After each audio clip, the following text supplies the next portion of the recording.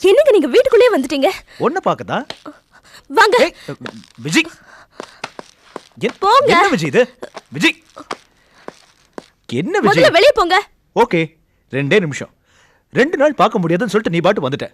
எப்படி பார்க்காம இருக்க முடியும்? மனசு கடந்து படபடன்னு அடிச்சுக்கிது தெரியுமா? தூக்கத்துல கூட விஜய் விஜய்னு பெனாத்துற. அதான் இனிமே பார்க்கலனா தாகாதுன்னு சொல்லிட்டு வந்துட்டேன்.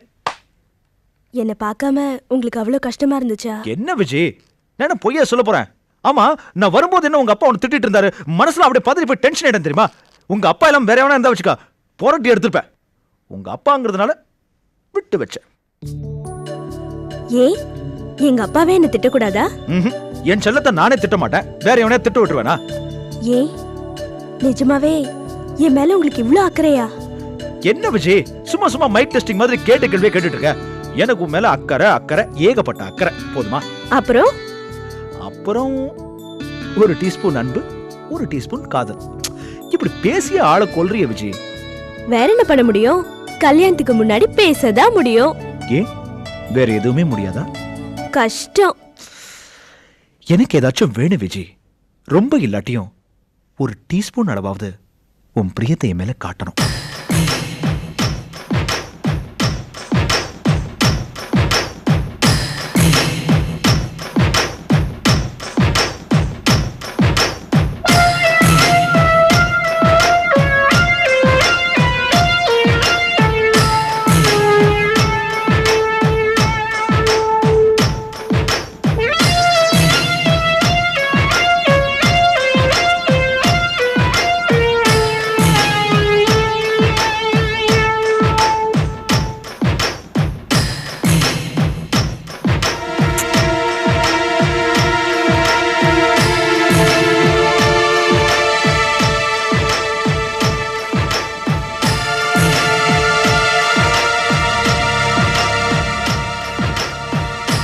இனிமே நான் கையை கழுவே மாட்டேன்.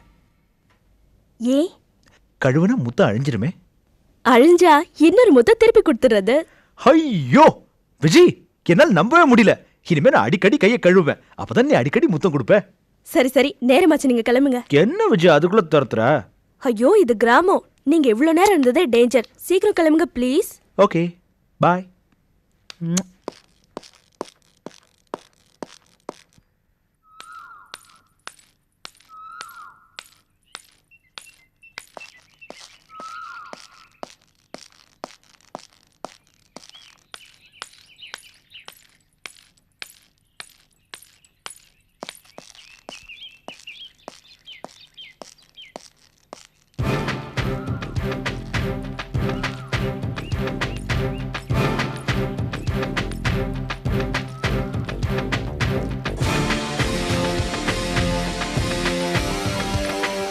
Hello hello.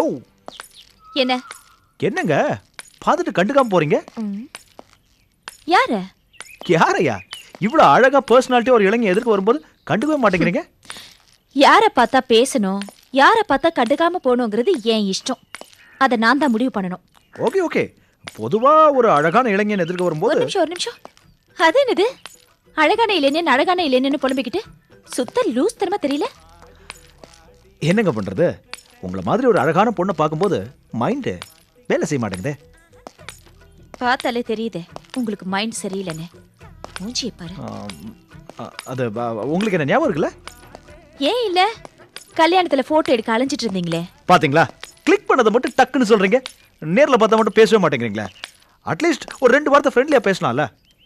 அன்னைக்கு கல்யாணத்துல ஒருத்தர் நாதஸ்வரம் வாசிச்சாரு, ஒருத்தர் தவில் அடிச்சாரு, இன்னொருத்தர் பாட்டு போட்டாரு. எல்லார்கிட்டயும் பேசி பழகணும்னு சொல்றீங்களா? ரொம்ப சிக்கலான பார்ட்டி மாதிரி தெரியுது, ஒத்து வராதுன்னு நினைக்கிறேன். இருந்தாலும் ட்ரை பண்ணுவோம். என்ன முணுமுணுப்பு? இல்ல, நீங்க பார்த்தா ரொம்ப அழகா இருக்கீங்க, அதான் உங்ககிட்ட கொஞ்சம் பேசலாம்னு நினைச்சேன். செருப்பு பிஞ்சிடும். அவ்வளவு மட்டமா என்னால பேசவும் முடியும், அதை என்னால செயல்படுத்தவும் முடியும். உன் ரொமான்ஸ் எல்லாம் என்கிட்ட வச்சுக்காங்க. இதுக்குன்னே சில பொண்ணுங்க அலைவாளுங்க, அவளுங்க கிட்ட வச்சுக்கோங்க.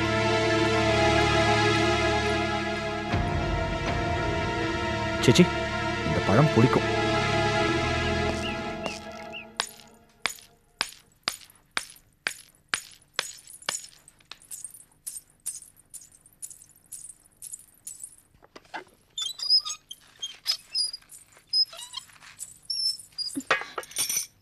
வருஷியல் பார்ட்டிங்க வந்துட்டானுங்க. மனசுல பெரிய மன்மதங்கிற நினைப்பு. என்ன லீலா என்னமோ முணுமுணுத்துக்கிட்டே இருக்க? வழியில கமல்ஹாசனை பார்த்தேன். என்ன சொல்ற? சரோக்க கல்யாணத்துல ஒருத்தன் கையில கேமரான்னு சொல்லிட்டு ஒரு டப்பா வச்சு திரிஞ்சிட்டு இருந்தான் பாரு, அவனை பார்த்தேன். யாரு? இளங்கோவா? ஆமா, தொடப்ப கட்டைக்கு பட்டு குஞ்சலம் கட்டின மாதிரி ஒரு பேரு. எதுக்கா இப்படி கோவமா பேசிட்டு இருக்க? எல்லாம் காரணமா தான். விஜி, நீ அவனை வழியில எங்கேயாவது பாத்தினா பேசாம போயிடு. என்ன? என்னாச்சு உனக்கு? என்ன விஷயம்? நான் ரோட்ல போயிட்டு இருக்கேன், வழிய வந்து பேசுறான், வழியறாண்டி. ஓ, என்ன தெரிஞ்சவங்கன்னா பார்த்து பேசுறது சகஜம் தானே? பார்த்து பேசுறது வேற, ஒரு நோக்கத்தோட வழியிறது வேற. ரெண்டு பேருக்கு வித்தியாசம் தெரியும்டி. நான் 2-3 தடவை பார்த்துருக்கேன். 1-2 வார்த்தை பேசியிருக்கேன். எனக்கு என்னமோ அவர் பார்த்தா தப்பான ஆளா தெரியல. உனக்கு ரொம்ப தெரியுமா? ஆமா, எனக்கும் தெரியும். நானும் வயசு பொண்ணுதான். ஓ, மறந்துட்டேன். அந்த இளங்கோ உன்கிட்ட மட்டும் வழியாக்கும். இல்ல, அறிமுகமான ஆளு நல்லா இருக்கீங்களான்னு கேட்டாரு, அவ்வளவுதான். ஏண்டி, அன்னைக்கு ஒரு நாள் செல்வமும் உன்கிட்ட இதுதானே கேட்டாரு, அதுக்கு நீ என்ன குதிச்ச? ஆமா, நான் குதிச்சேன். அன்னைக்கு நீ செல்வத்துக்கு சப்போர்ட் பண்ணியா இல்லையா? செல்வம் நமக்கு சொந்தக்காரரு, ஜென்டில்மேன். இவ யாருடி? சரியான புறம்போக்கு. செல்வம் நம்ம சொந்தக்காரன்ற ஒரே காரணத்தால தான் நீ சப்போர்ட் பண்ணியா? வேற எந்த காரணமும் இல்லையா? வேற எதுவும் இல்ல. ஒருவேளை அது ஏற்பட்டா என்னால தைரியமா சொல்ல முடியும். நான் செல்வத்தை பத்தி உறுதியா பேசுற மாதிரி உன்னால அந்த போட்டோகிராஃபரை பத்தி பேச முடியுமாடி? ஆமா, அவனுக்கு நீ எதுக்காக வரிஞ்சு கட்டிட்டு பேசுற? என்னடி அடுப்புல உன்னை போய் சமைக்க விட்டேன் பாரு, ஹோட்டல்ல சமையல் கட்டுல விடுது ஏன் தப்பு? ஆமா, அவனுக்கு நீ எதுக்காக வரிஞ்சு கட்டிட்டு பேசுற?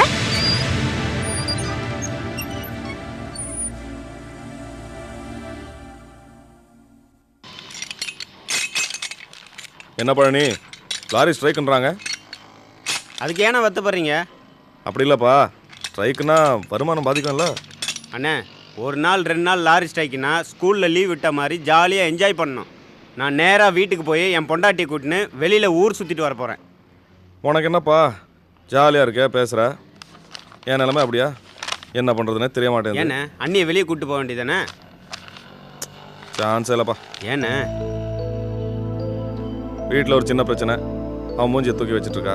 இதெல்லாம் ரொம்ப நல்ல விஷயண்ணே. என்ன நக்கலா? அண்ணே, பொண்ணுங்க ஊடலில் இருக்கும்போது அவங்களுக்கு ஐஸ் வச்சு கொஞ்சம் கொஞ்சமாக அவங்கள கரெக்ட் பண்ணி நம்ம வழி கொண்டு வரது ஒரு கிக்கு தானே. இதெல்லாம் இல்லைன்னா வாழ்க்கை போர் அடிச்சிடண்ணே. என்ன அவகிட்ட போய் கெஞ்சி கூத்தாட சொல்றியா? அண்ணே, ஐஸ் வைக்கணும்ண்ணே, அதை ஏன் கெஞ்சிறதா எடுத்துக்கிறீங்க? பொம்பளைங்க கிட்ட கெஞ்சினா மேலே ஏறிக்குவாங்க. அண்ணே, பொண்ணுங்க ரொம்ப பாவண்ணே. என்ன திடீர்னு ரொம்ப பெரிய மனுஷனாட்டம் பேசுற? ஆமாண்ணே, எங்கேயோ பிறந்து 20 வருஷம் அங்கேயே இருந்து வளர்ந்து திடீர்னு ஒரு நாள் நம்மக்கிட்ட வந்து மாட்டிக்கிறாங்க. அவங்க கொஞ்சம் முன்ன பின்ன இருந்தாலும் நாம தானே அனுசரித்து போய்க்கணும். பாவம் இல்லை அவங்க. அதுலேயும் அண்ணியை பார்த்தா ரொம்ப அமைதியானவங்களா நல்லவங்களா தெரிறாங்க. அவன் நல்லவதான். என்ன அம்மா கூட கொஞ்சம் அனுசரித்து போக மாட்டேங்கிறான். என்னென்ன நீங்கள் மாமியார் மருமகள் ஒத்து போகிறது லட்சத்தில் 1 எங்கேயாவது அபூர்வமாக நடக்கும். இதெல்லாம் சரி பண்ணவே முடியாது. கண்டுக்காம விட்டுருங்க. அப்படிங்கிற? ஆமாண்ணே, முடிஞ்ச அளவு சமரசம் பண்ணி பாருங்க, இல்லைன்னா கண்டுக்காதீங்க. நீ சொல்றதும் கரெக்டுன்னு தான் தோணுது. நான் எப்ப தப்பா சொல்லியிருக்கேன்? பேசாம நேரா வீட்டுக்கு போங்க. அண்ணி உம்முன்னு இருந்தாலும் நீங்க அவங்க கிட்ட நல்லா சிரிச்சு பேசி சமாதானமா போயிருங்க. அப்படி பண்ணலாங்கிறியா? ரொம்ப நேரமா அதே தானே சொல்லிட்டு இருக்கேன். சட்டுன்னு கிளம்பி போங்க. ஸ்ட்ரைக் புண்ணியத்துல அத்தி பூத்தா மாதிரி ரெஸ்ட் கிடைச்சிருக்கு. அதையே வேஸ்ட் பண்றீங்க. கிளம்பலாமாப்பா? அண்ணே கிளம்புங்கண்ணே, இல்ல என்னையாவது போக விடுங்க. உங்களால எங்க ப்ரோக்ராமும் கெட்டு போக போகுதுண்ணே. அப்ப இன்னைக்கு கடையை போட்டிட வேண்டியதுதான். ஏண்டி அங்கே உங்கள் வீட்டில் நீங்கள் தான் சமையலா? போகிறோம். ஏன் கேக்குறீங்க? இல்லை, சமையல் ஒரு நீண்ட நாள் அனுபவம் தெரியுது, புதுசாக பண்ணுற மாதிரி தெரியல. ஆமா, நான் தான் சமைப்பேன். அப்போ அந்த மீதி 4 பேர் எதுக்கு? சும்மா அட்ராக்ஷனுக்கா? அப்படியெல்லாம் ஒன்றும் இல்லை, ஹெல்ப் பண்ணுவாங்க. இந்த காய்கறி நறுக்கிறது, பாத்திரம் கழுவுறது எல்லாமே பண்ணுவாங்க. நான் மட்டும் சமைப்பேன். சும்மா கதை விடாதீங்க. இங்கே மாதிரி அங்கேயும் எல்லா வேலையும் நீங்கள் தான் இழுத்து போட்டு செய்வீங்கன்னு எனக்கு தோணுதுப்பா. அப்படியெல்லாம் ஒன்றும் இல்லை. நீங்கள் சாப்பிடல? இல்லை, பசிக்கல, நான் அப்புறமா சாப்பிட்றேன். அண்ணன் வரணும். ம், அண்ணன் எங்க? வெளியே போயிருக்காரு. எப்போ வருவாரு?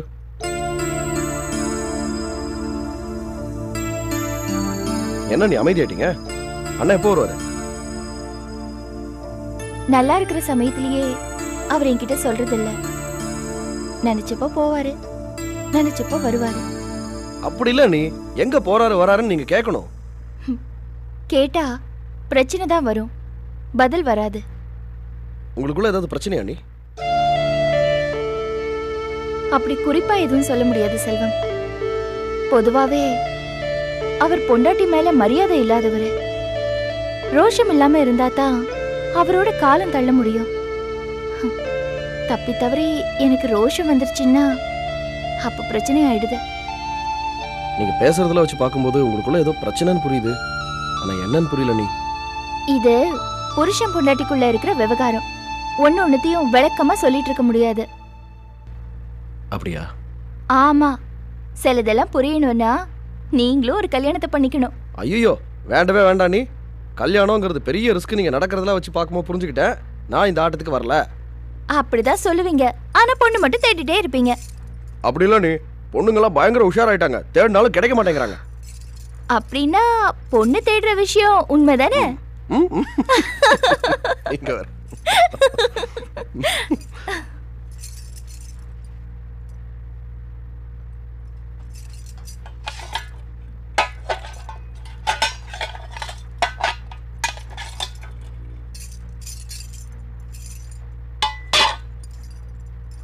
இந்த சரோ,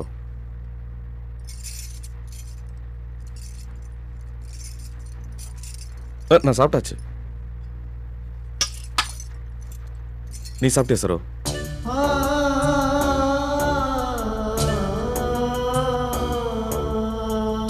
நேரத்துக்கு ஒழுங்கா சாப்பிட்டு சரோ. என்ன சரோ அமைதியாயிட்ட? என்னையே பாக்குற? ஆச்சரியமா இருக்கு. என்னை பத்தி நீ மோசமா நினைக்கிறல்ல? ஐயோ, என்னங்க சொல்றீங்க? நீ நினைக்கலாம் நான் ரொம்ப கோவக்காரன், எதுக்கு எடுத்தாலும் கை நீட்டுறேன், பொறட அப்படி இப்படின்லாம். நினச்சிக்கோ, தப்பு இல்லை. ஆனால் ஒரே ஒரு உண்மை மட்டும் ஞாபகம் வச்சுக்கோ, எனக்கு ஒன்று ரொம்ப பிடிக்கும்.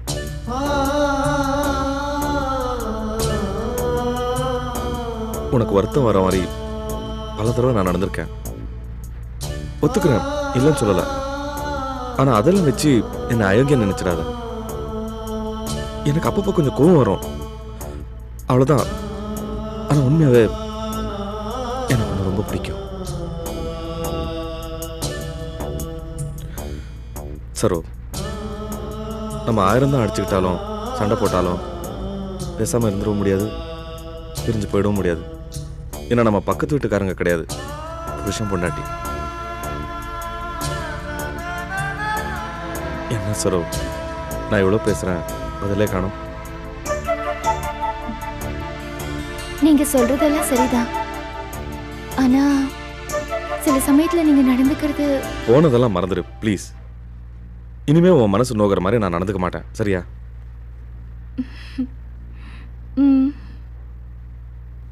இன்னைக்கு நம்ம 2 பேரும் வெளில போறோம். எங்க போறோம் நீயே டிசைட் பண்ணி சொல்லு. கோயிலுக்கு. ஐயய்ய, இவ்வளோ பெரிய மெட்ராஸ்ல எத்தனை இடம் இருக்கு, சினிமா, பார்க்கு, அது இதுன்னு. எல்லாத்தையும் விட்டுட்டு கோயிலா? வேற ஏதாவது சொல்லு.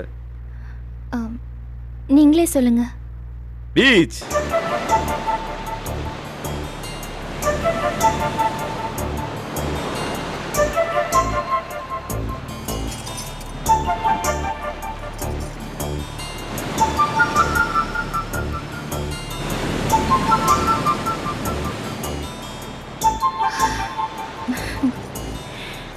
பீச் அழகா இருக்குல்ல? முதல்ல பீச் போறியா? இல்ல, நான் ஸ்கூல்ல படிக்கிறப்போ ஒரு தடவை வந்திருக்கேன். நீங்க அடிக்கடி வருவீங்களா? அப்பப்போ வருவேன், தனியாக தான் வருவேன். ஃப்ரெண்ட்ஸ் யாரும் இல்லைல்ல. போகிறமா நின்று போகிற வர லவ் ஜோடிகளெல்லாம் பொறாமையோட பார்ப்பேன். பொறாமையாவா? ஏன்? நான் தனியாக இருக்கேன்ல, அந்த பொறாமை தான். ரொம்பவும் ஏக்கமாக இருக்கும் சரோ. நமக்கெல்லாம் ஒரு நல்ல வேலை கிடைச்சி கல்யாணம் ஆகி நம்மளும் இந்த மாதிரி ஒரு பொண்ணோட பீச்சுக்கெல்லாம் வரமாட்டோமான்னு மனசு புழுங்கி போய் ஓரமாக நின்று பார்த்துட்டு இருப்பேன். நீங்க யாரையும் லவ் பண்ணலையா? எங்கே சரோ, சாப்பிட்றதுக்கே காசு இல்லை, போட்டுக்க சட்டை இல்லை, இதில் காதல் எங்கேருந்து வரும்? வசதி, ட்ரெஸ்ஸு இதெல்லாம் காதலிக்கிறதுக்கு ஒரு தகுதி. எனக்கெல்லாம் காதலிக்கணுங்கிற ஒரு எண்ணமே வரல. ஸ்கூலுக்கு போகிறதுக்கே கஷ்டம். காலையில் வீடு வீடாக போய் பேப்பர் போடுவேன். ஸ்கூலுக்கு போயிட்டு வந்து கடைக்கு போய் எடுபடி வேலை செய்வேன். அப்போல்லாம் பணம் சம்பாதிச்சு பெரிய ஆளாக வரணுங்கிற ஒரு வெறி தான் வந்தது. காதல் வரவே இல்லை. உங்க கடந்த காலத்தை கேட்கும்போது ரொம்ப பாவமா இருக்கு. நான் இந்த மாதிரி இது வரைக்கும் மனசு விட்டு பேசினதே இல்லை. அதை நினைக்கும் போது எனக்கே ஆச்சரியமாக தான் இருக்கு. ஐயா, அம்மாக்கு பூ வாங்கி கொடுங்க. ரொம்ப அக்கறையோ? முளை எவ்வளோ? முழம் 5 ரூபாய் தான். என்னது 5 ரூபாவா? நம்ம பொண்டாட்டிக்கு பூ வாங்கி கொடுக்கறதுக்கு இப்படி கணக்கு பாக்குறீங்களே. சரி, ஒரு 10 ரூபா தரேன், 3 முழம் தான்.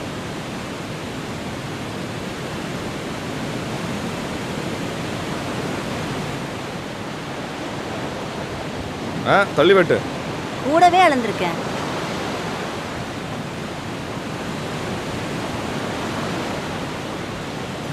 ஐயா, நீங்களே அம்மா தலையில பூ வச்சு விடலாம்ல. அவ்வளோ அக்கறை இருந்தா வீட்டுக்கு கூப்பிட்டு விருந்து வைக்க வேண்டியதானே? பிரிந்து சாப்பாடு போடுற அளவுக்கு எனக்கு வசதி இருந்தா நான் ஏன் இப்படி பூ வித்து பழைக்க போறேன்?